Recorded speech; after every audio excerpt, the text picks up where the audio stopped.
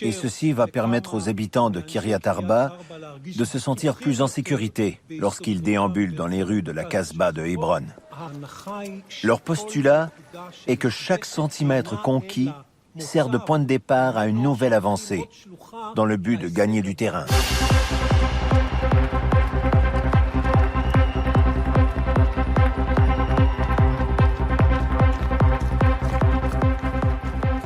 Au fil des années, la célébration de la fête de Pourim par les colons dans la plus grande ville palestinienne de Cisjordanie devient une démonstration de puissance et une provocation. Seule implantation juive à l'intérieur d'une ville arabe, Hébron attire de nombreux juifs extrémistes. Les 600 colons qui y vivent aujourd'hui sont protégés par plus de 1000 soldats israéliens. Tout ceci au milieu de 200 000 Palestiniens.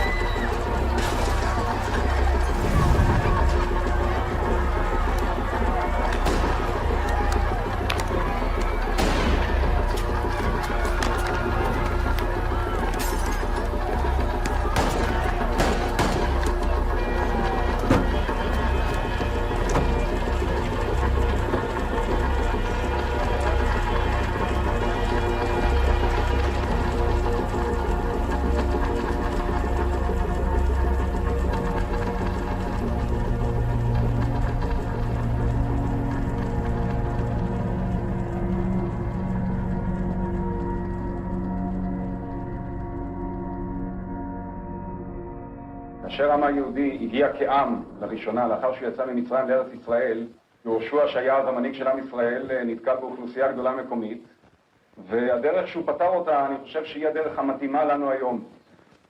יהושע נתן להם 3 אפשרויות. מי שרוצה לעזוב, יעזוב, מי שרוצה להילחם, יילחם, מי שרוצה להשלים, ישלים. Tout d'abord, ceux qui souhaitent faire la paix avec nous sont les bienvenus, mais ils devront renoncer à leurs aspirations politiques. Ils seront des hôtes parmi nous, des résidents étrangers, appelez ça comme vous voulez. Nous les traiterons en toute justice en tant qu'individus, en termes de vie économique, d'emploi ou de vie personnelle. Mais ils n'auront ni dirigeants ni souveraineté, c'est clair? Ça, c'est la première option. La seconde option, pour ceux qui refuseraient d'accepter la première, c'est de leur montrer la porte de sortie et de leur dire qu'ils sont invités à partir. Et pour ceux qui veulent la guerre, eh bien, qu'il en soit ainsi. Ceux-là disent d'une part qu'ils ne veulent pas accepter la paix et d'autre part qu'ils ne veulent pas partir. Entre nous soit dit, cela je les respecte. Je vous le dis en secret, que personne ne m'entende. Je respecte le troisième bien plus que le premier ou le deuxième, car il s'en tient à ses principes, comme un homme. Et je respecte mon ennemi, mais c'est l'ennemi et je dois le combattre.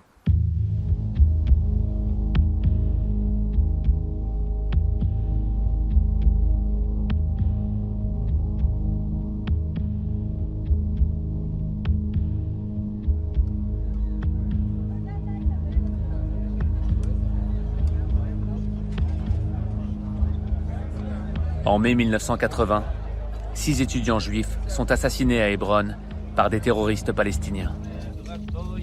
En réaction, dès le lendemain des funérailles, le gouvernement israélien révise sa position et autorise une implantation permanente à Hébron. Pour les colons, ce n'est pas suffisant. Ils veulent une vengeance. Ils veulent un acte de dissuasion et bloquer les revendications politiques des Palestiniens.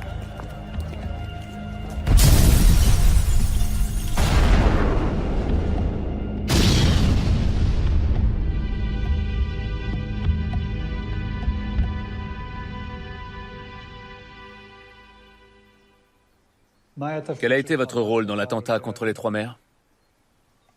J'ai coordonné les équipes qui ont opéré à Ramallah et Bethléem. Je n'étais pas sur place avec eux, mais je leur ai procuré les armes, les plans, la logistique, tout le nécessaire.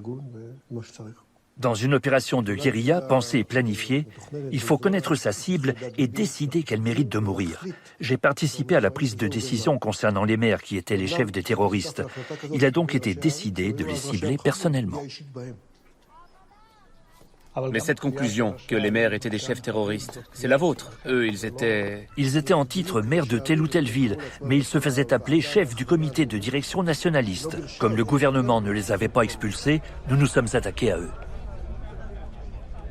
En avril 1984, les membres d'un groupe terroriste juif placent des bombes sous 6 autobus, dans le but de tuer des centaines de Palestiniens. Pris sur le fait, les 25 membres du groupe clandestin sont traduits en justice. Les membres du groupe terroriste étaient des colons pour la plupart. Ils faisaient partie de l'élite des implantations, des hommes de valeur, comme on dit. Je connais certains d'entre eux personnellement. Je sais qui ils sont. Et ce sont vraiment des hommes de valeur. Mais à mon avis, ils se sont trompés, ils ont raté le coche. Et la preuve en est que j'ai dû lutter contre plusieurs d'entre eux.